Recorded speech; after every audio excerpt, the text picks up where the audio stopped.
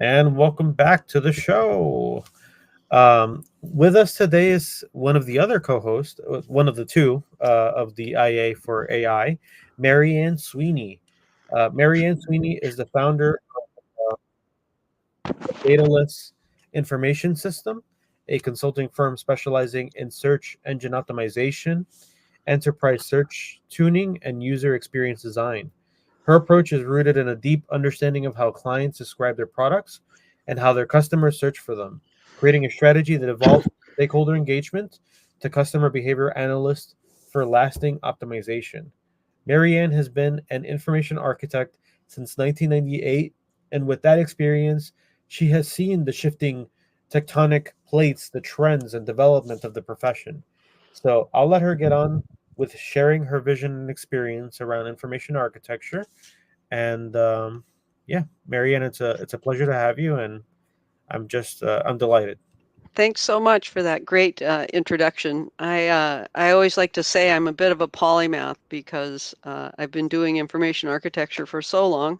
My hair was Joaquin's color when I started, along the way I picked up some very useful items such as search engine optimization and user experience, because IA is all about user experience now, and content strategy, and all together uh, this sort of transition between roles led me to the idea of next, because the emerging intelligent landscape is requiring us in these fields to develop a new approach that incorporates the machine as a user.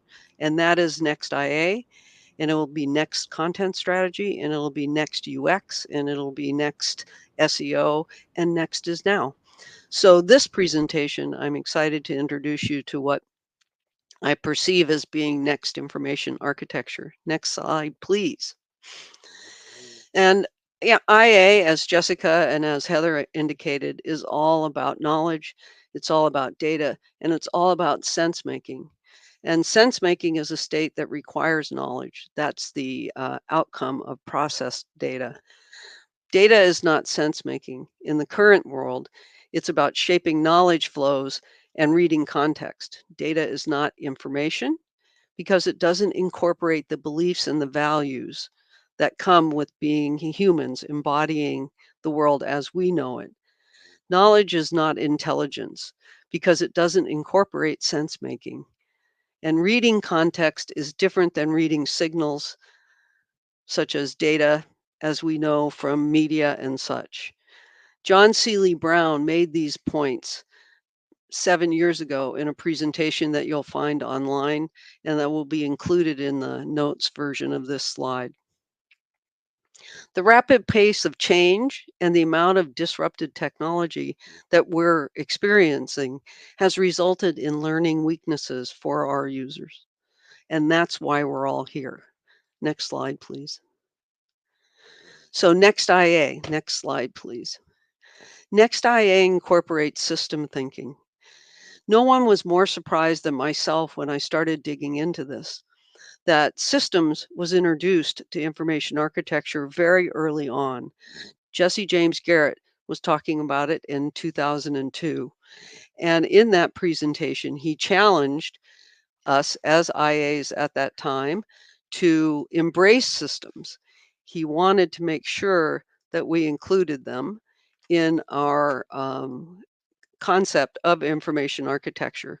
However, Lou Rosenfeld and Peter Morville chose to take us in a different direction, one that focused almost exclusively on the front end, and losing that idea of the systems that are behind what exists on the screen.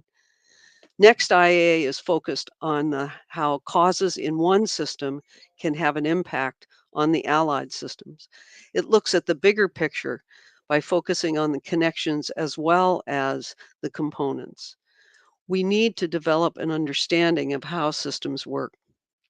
And in the notes section of this slide, you'll see detailed notes with my thanks to generative AI in the form of Gemini on how IAs can contribute to systems avoiding traps that may exist by seeing that there are properly developed goals, goals that have clarity and measurability, by measuring efforts and not just results, and by prioritizing narrow interests where the system prioritizes a specific subgroup benefit over the collective good.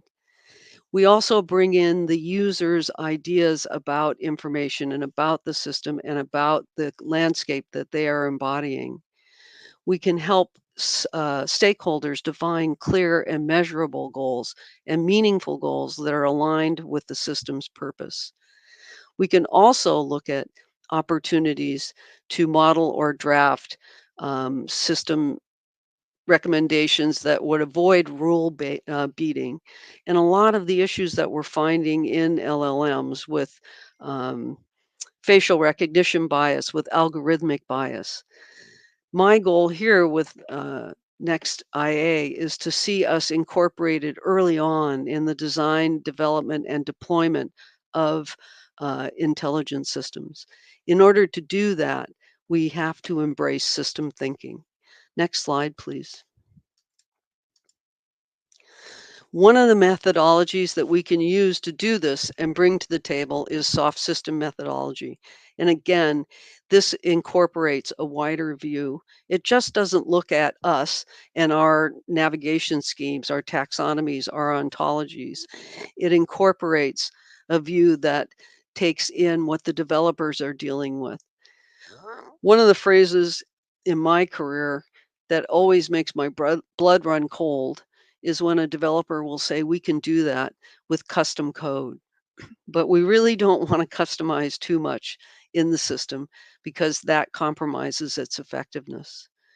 We want to recognize that there's really no rigid or right answer for all of the issues that we have, and that there is always a workaround, and there has to be a workaround in many instances.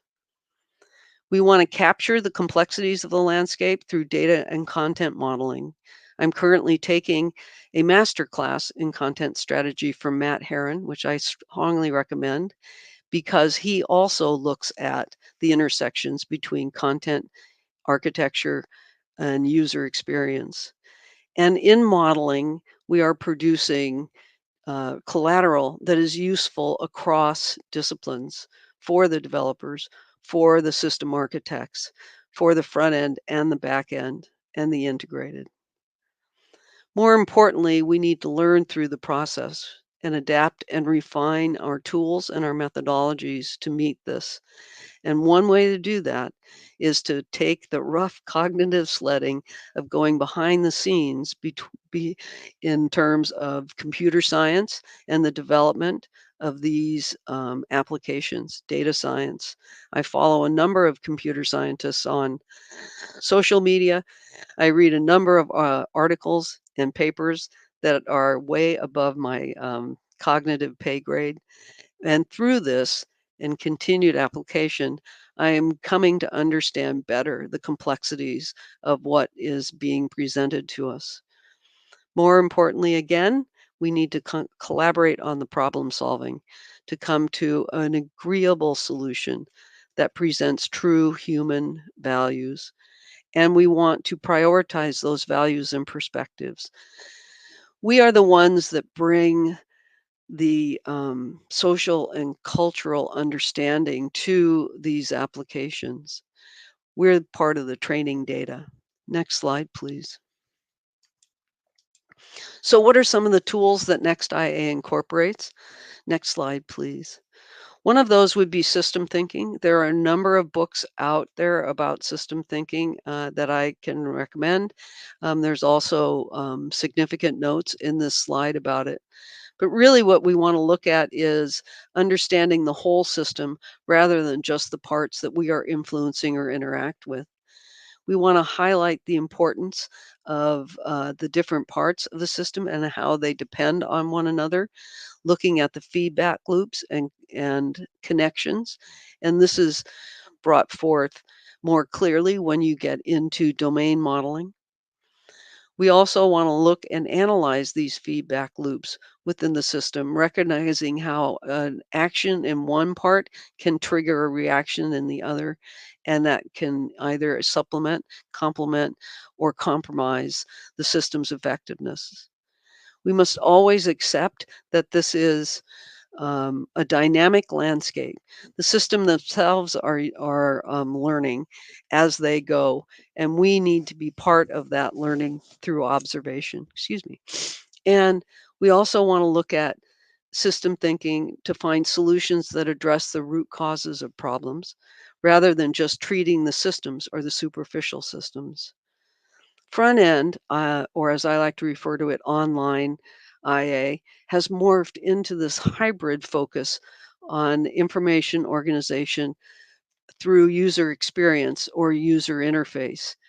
Uh, but back end enterprise IA has embraced system thinking from the beginning and is set up for success in this landscape. I want all of us to be on that page.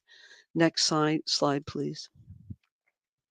So next IA in system thinking knows how the systems work from the inside out. This is going to require as much attention to how the system operates, the limitations that exist, or the features that exist within content management systems or hosting systems or the AI systems that are set up. We want to define the learning problem and then look at the inputs, the outputs, and the types of training data that are needed.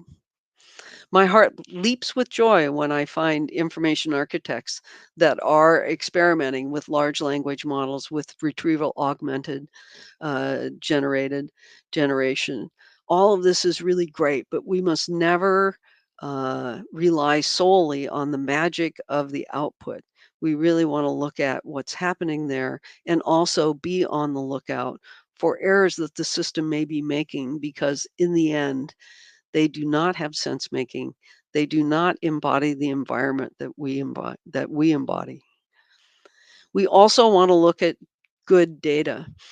It was surprising to me to find out that much of the facial recognition going on prior to Facebook and others and Flickr releasing or utilizing their photo repositories was based on documents that were created in the 60s, where humans were brought in and just told to make faces like act angry, act this, and act that. I'm sure that we can agree that this is a less than optimal representation of humanity as we know it, and certainly led to the unfortunate Google Photos issue when the system identified a black couple as being gorillas. Now, of course, the Google was, horrified by this, apologized, and then corrected the system by introducing additional factors or data that would help it avoid something happening in the future. Two things wrong with that. One is you can still Google girlfriend is a gorilla and find that these images are still online, as happens in our environment. But secondarily, it started out by not having a fully fleshed out um, system for identifying skin color. Initially, they had only coded in a limited amount of skin shades. And as we know, the world we live in is much more vast than that. We also want to look at not just the user flow, but also the data flow through decision trees, through domain modeling. Where are we going? Where does that data come from? And how is it influenced by that journey? We want to look at what the relationships are and the dependencies are. And in the end, we always want to test the assumptions. Next slide, please. The methodologies that I've used for this on the few AI related projects that I've been involved in are to set up some guiding principles. And this particular format was effective for me. That is to state the principle, which are the objectives and goals that you are hoping to achieve through the system performance. and then creating rules, logics, reward, and feedback loops in your notes that can be passed along to the developers and the data scientists that are participating in the project. Next slide, please. I also find it useful to create what I refer to as a next IA persona. And here, what we want to do is use grounded theory, that being the qualitative components that differentiate shared experiences. We want to synthesize beliefs and values with tastes and preferences, as we would through the user research that we may perform on projects. The steps to do this would be to define the solution and then understand as best possible the problem solving options available. We would then look at the characteristics of a good solution, the heuristics say, map that environment through a customer journey, and then, as always, benchmark success. So, what does it look like when the system is successful? And make that a measurable outcome that we can adjust performance to achieve. Next slide, please. We also want to look at journey maps. I know as IAs, we're all familiar with journey maps, but what we look at is, how our user will physically move through the environment that we are creating wayfinding for. IA journey maps for AI are completely different because we are also mapping how the system operates. So we are not an AI application, which, by the way, is just an aggregation of algorithms that give very specific instructions on what to do when encountering a certain event. Using this model for an AI journey map enables us to be more closely aligned with what our customer or our user, the application, is doing, and then in collaboration with those involved in its development, make sure that it finds its way to the appropriate solution. They must be programmatically explicit, as AI lacks intuitive movement. So each step has to be considered in advance and instructed in advance. We want to adopt decision trees because that's the methodology that our quote user quote is using. And we want to consider and then map out explicit decision sequences. As always, we want to look to and embrace reinforcement learning, where we are the human mediators that are observing performance and adjusting instructions to correct behavior. Next slide, please. We also want to look to bring risk mitigations in. So we would use the objective functions to capture the designer intent. We don't want to have partially observed goals. You have to be very specific in the goals. And we want concrete, not abstract rewards. An example of this that I came across was a cleaning robot.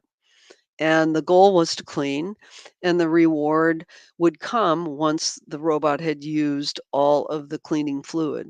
But what they found is the robot was somewhat clever and poured the cleaning fluid down the sink. So we need to, as best as we can, come up with those scenarios. We also want to look at well defined models that are trained on multiple distributions. But more importantly, we want to consider what the out of distribution situation would be and have ways to mitigate that. You'll have to excuse me because I have my notes over here, so you lose my gaze. When we look at define and train the impact regulator, we want to look at the future state and then substitute lower impact for net null actions. We want to make sure that we separate training parameters for task side effect. And here is where our collaboration with our data science and our computer science colleagues will come into play. Self exploration means looking at risk sensitive performance criteria. So we want to make sure that we are considering all possible outcomes and look at the feedback loops where we are hoping that the model will produce actions that then produce reactions that would enable us to better tune and adjust how the system is operating. More importantly, we want to look at how we can penalize or get rid of influence by using information theoretic measures to capture the agent's potential for information. Again, relying on our data science and our computer science colleagues. And we definitely want to penalize empowerment on the part of the system. You may recall a few years ago, Facebook wanted to develop some self-organizing chatbots, which they did, but they later found out that the chatbots had developed their own language between themselves, which, as you might expect, was not the desired outcome. So we definitely want to avoid situations like that, and also situations that are referred to as rewards hacking, such as our clever chatbot. Next slide, please. Oh my. Um, I know that this is somewhat abstract. I am hoping that continued evangelization and individuals such as yourselves adopting will make next IA more explicit and, more importantly, more pervasive. The ways that we do this are the takeaways that I hope you have. We need to broaden our scope of awareness, not just from the online, wayfinding, site navigation, and such. We need to broaden our awareness of artificial intelligence and dig deeper into how it works and understand better the connections between data science, computer science, information architecture, and user experience. We need to better understand the landscape and influences on what's going on within the AI world, the idea of bias, the idea of environmental impact. All of this informs how we operate and how we can become more involved sooner in the design, the development, and the deployment of intelligent applications. We also need to embrace new tools and methodologies, some of which were discussed by Jessica and Heather in terms of the technology that powers what's going on, not only within these intelligent systems, but outside of the intelligent systems, the tools that we use, AI being one of them. And then we need to look beyond the bottom line to how these systems are going to increase in our customers' lives and in how we operate within. Next slide, please. So I thank you. The motto for Next IA is to embrace, to engage, to define, and direct. The goal here for us is to be involved at the early stages of design, development, and deployment of these applications. And in doing so, I believe that we're really going to be able to solve a lot of the issues that are incorporated within this system. So that's what I have. There are a few more slides in the appendix, but I want to open it up if there are any questions. Yes, we have three questions that are particularly relevant. Actually, let me boil that down to two. There is Michelle Roel, and she asked this earlier when Heather was presenting her presentation. I think you're more suited to answer this. Browsing and being served information. Is there a generational preference in work and how different generations want to be served or browse information? I suppose this goes into personalization, and I think Wow, there's so much. There's so much there to unpack. Um, so I appreciate the opportunity to embrace my sort of geeky library science self. I teach a class in information retrieval at the University of Washington Graduate School of Information, and uh, over the years, that the course syllabus has changed, and it's changed because of the changes that have happened with generative AI. It's also changed because uh, entities like Google have been collecting data on us for the last 20 years, and they have been using that data to train their own AI systems, but also to personalize what we receive in search results. So, yes, in answer to your question, personalization occurs when uh, when we give the system information either tacitly by filling out forms or answering questions or doing questionnaires, or or less so when the system follows us through and then uses that information to predict what we want. So browsing, in the sense what we know as the beginning of the web, where you just go up and kind of hang out on the web and you do queries and you go places and you'd wander around, has become less focused on the environment as a whole and has become more focused on the search results, which is intentional on the part of Google. They now want to answer every question on the results. So they use the AI overview, which is their generative. They also have their rich snippets, which is a clip from the document they feel is most relevant. They also have the people also asked. Uh, so now we do less browsing and we do more sort of focused information seeking. Did that answer your question? I think it led me to some more of an Yay. interesting area to explore, and it certainly ties into the other question that Matt Heron asked. So, this is a natural evolution, as you're saying, in our search finding experience. Before, it was people codified some text, they typed it up, put it up online. If it just so happened that an internet crawler found it and tagged it appropriately, it would come up to the higher search results, and people would click on it and read it.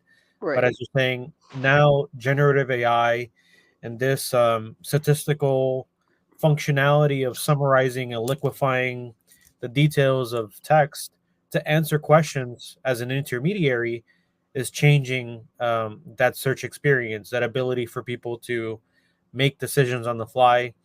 Instead of reading all these sources, Google or whatever search engine is trying to encapsulate and give uh, general directions on how to engage with that information.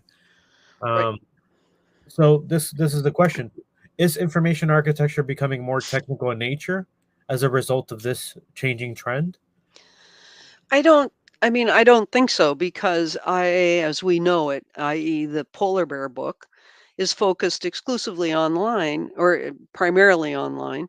It brings uh, library science concepts in, and uses those to help develop what I think is the critical idea of IA, and that is wayfinding online. But now, because online navigation, like navigation on websites is so uh, wanting, I don't want to say tragic, but the most of the work that I do is in revising navigation systems that are not following the traditional rules, i.e., the mutual exclusivity of categories. So tell me, what is the difference between products and a solution? I thought your products were the solution. Do your solutions include the products? Anyway, I don't want to get started down there. So, no, what it's doing is it's requiring information architects to do what Jesse James Garrett suggested in 2002, what Bob Royce from Tug talked about at the Euro IA Summit in 2010. We must look to better understand systems, and that involves embracing system thinking. So we really can't avoid that because, Barbie says Computer science is hard. Let's go shopping. We can't do that anymore. We really do need to understand a base level on how it works. And Sarah, what that comes from is going to their webinars like this, going to your AI symposium that you did. All of this stuff are invaluable tools for us. Go to the webinars, read the postings, and as you do so, your awareness will be more complete. we have one question or comment slash question from Sarah Ingham. Mhm. I have been thinking about this a lot lately. Companies are obsessed with personalization and seem to be interested in supporting traditional navigation and browse structures. But what is this? But is this what users want or what companies want? So, that's a really good question. And I know that a lot of us get the cookie pop up, where do you, and I don't know how many of us look at that and say, no, I don't want you to have the analytics cookies. No, I don't want you to have the marketing cookies. No, I don't want you to have the tracking cookies. I don't think people realize that when you traverse the web, not only does Google follow you, but all of those other cookies follow you and report back on what you're doing. So a large part of my class is the section on personalization and privacy, where we present some ways to mitigate that uh, and personal privacy protection. Personalization is very useful in many areas, and some companies like it. I've had not much success in encouraging companies internally to make the personalization aware to their user base, because it seems to be that they want it to be somewhat secret. What we can do as information architects is evangelize that by making customers aware and by allowing them to adjust the personalization settings. They create a bond with the customer or an agreement that, yes, I do want you to personalize, but I don't want you to do it in all instances. And here are the instances that I don't want you to do it. Google doesn't afford you that. So any of us can go into Google, into our settings, and you will find every search that you've ever done and every result that you've ever clicked on, which, by the way, is harrowing. From someone who has done it, I'm like, really? Did I look for that? Oh, There's yeah, I generative AI and these LLMs are increasingly useful as an intermediary in building that personalization functionality. The real benefit that I see in that, if it wasn't so computationally greedy or expensive to do at scale, is being able to put things or information in the context that is relevant to the persona that is accessing that information. A child is not the same as a teenager, it's not the same as an adult or a senior citizen or whatever. There's different personas, different archetypes, different needs. And I think that's a way to cross that. But, that's a whole different discussion in itself, right? Like, how do it we is. It is. And, the complexity is compounded because all of that would have to be programmed. I mean, what we understand as humans is that knowledge or information is contextual and situational. So I can create the same search, but depending on where I am and what my needs are, I will select different results. The system doesn't understand that, or at least it didn't up until now, when they are becoming somewhat more intuitive, and will be more so if they would include more human factors people early on.